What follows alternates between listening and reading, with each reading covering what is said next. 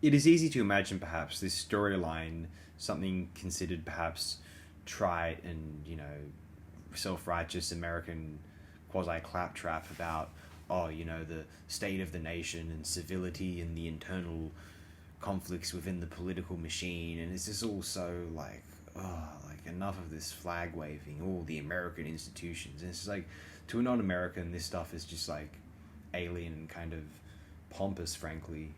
So the appeal to watch this kind of Yank-centric thriller, they're not they're not overwhelmingly high, I have to say.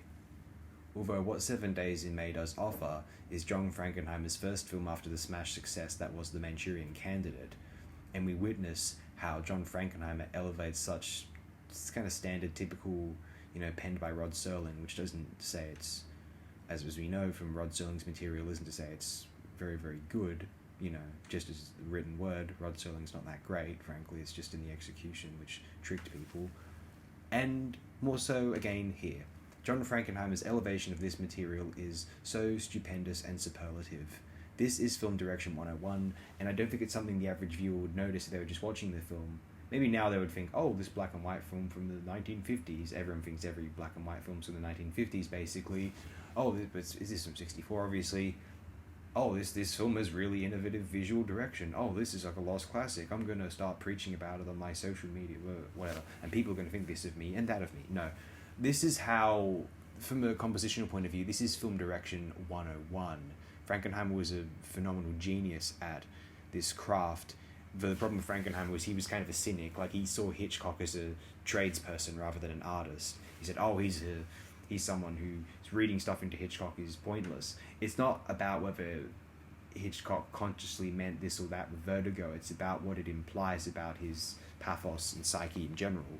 But anyway, the point I'm trying to make is, if you want to learn how to elevate your film, and certainly your, what might be a meager or otherwise unimpressionable screenplay, as in my opinion this one overall is, how to elevate into something magnificent and filmic, you watch a film like 7 Days in May by John Frankenheimer, witness its execution. You don't notice it when you're watching it, perhaps, afar on the couch, perhaps just a DVD rip and not a Blu-ray copy.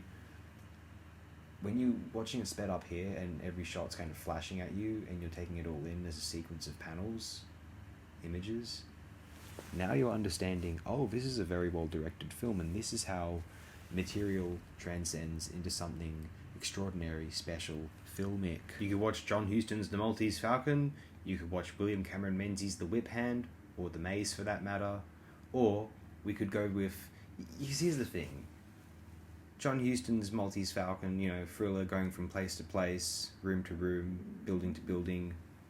The Whip Hand, some sort of espionage, secret, quasi-sci-fi thriller. The Maze, kind of gothic horror, Poe/Lovecraft-esque, fiction, horror-related.